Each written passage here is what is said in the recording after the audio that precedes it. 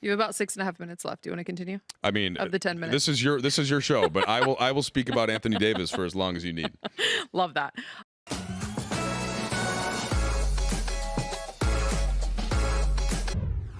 Welcome back to the Lakeshow podcast presented by Jack in the Box. If you're enjoying this show, you can check out more original podcasts from our Spectrum News journalists on the Spectrum News app. Just head to the podcast section to listen to the latest episodes. You can download the Spectrum News app on the App Store or Google Play. Time for a little bucket or brick presented by Jack in the Box.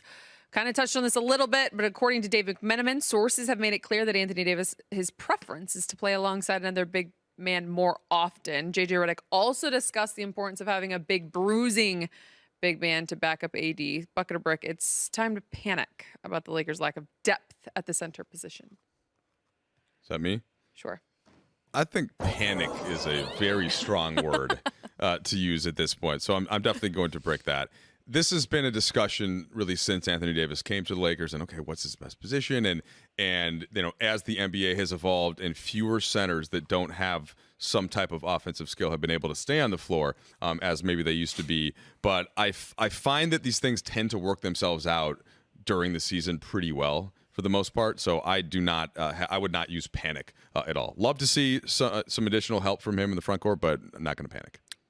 I listen to the words that you put out in the universe all the time. You may think all the I positive don't. Words. You just may think I don't listen to you, but I listen. And you said panic. You don't. You had said concern. I'm working on my jumper and I'm going bucket. But panic in September? I refuse. Why did you have to throw a jab at me? No, I was complimenting you that I always You said, I listen know to what you don't said. think I listen to you. Oh, yeah, that was a jab. Because you, I don't know, it's always a problem with me. I always listen to you. I always do something wrong, Mike. Are we like looking at our screens or something while we're talking to each other? What's happening? Yeah, I got stuff going on. Okay. No, okay. usually I just like, I'll say hi to him and he just keeps walking. Yeah. Like I he don't never believe pays that. attention. Really? That doesn't sound Depends like on the day. Depends on the day. I'm multitasking during this show. Oh, right now? God, you're making it look for so other easy. reasons. Oh, no, I didn't Yeah. mean today. Oh, I was okay. saying in general. Like, general. were I don't you know. arguing? Oh, maybe you're. No, I just think you're like, playing I'm Farmville not or always something. like, I try very hard and, Yeah. and I fail a lot. Okay. None of us are perfect. Allie, always letting Allie down. None of us so, are perfect. Yeah. Wow. And they mentioned, that's for another day, as a possible big alongside Anthony Davis was Jonas Valanciunas, a player that LeBron offered to take a pay cut to open up the full mid-level exception for. Bucket or brick, Valanciunas would be a good fit alongside AD. Bucket, I'll take it. Go ahead, Mike. I mean, Just saying he'd be a good fit. That's it. Yeah. Not gonna. He's listening to my words. Yeah.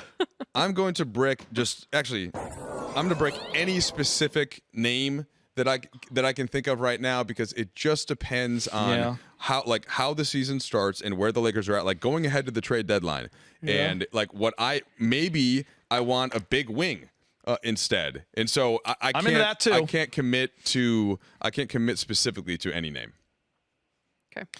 Mike, the question was, would he be a good fit? I got to listen to the words. And I'm just not saying you'd rather have him over. Yeah, well, so like the type of player, right?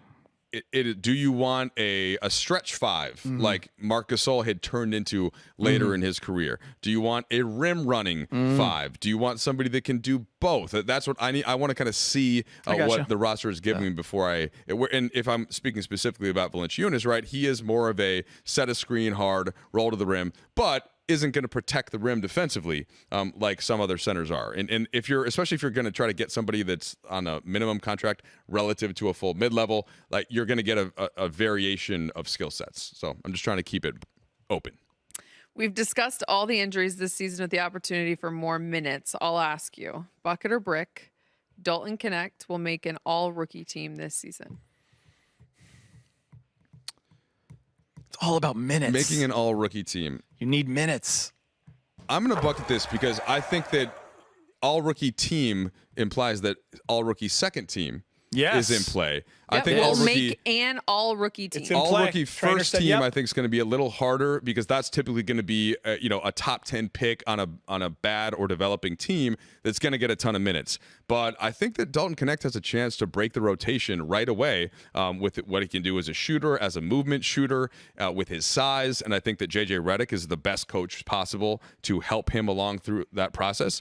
And if that's the case, then he could be playing contributing potential big minutes off the bench for a team that could be really good. And that's the kind of guy that I think can get on all rookie second team. Wow. Bucket. I'm with Mike. You're on one. It could be a second team. Yeah. But I believe he's good enough. I believe he breaks the rotation like Mike said. And, Look at y'all's listening skills. I'm very proud of you. At the league's Board of Governors meeting this week, Adam Silver discussed there wasn't discussion of expansion teams being added, but the situation would be addressed at some point this season. Bucket or brick, we will have a new NBA expansion team in the next 3 years. All right, listening to Allie's words again, thinking about that timeline. Yeah. 3 years. You know what? Wow. That was an absolute Drano. I think so. I just think that the talent in the NBA is better than it ever has been.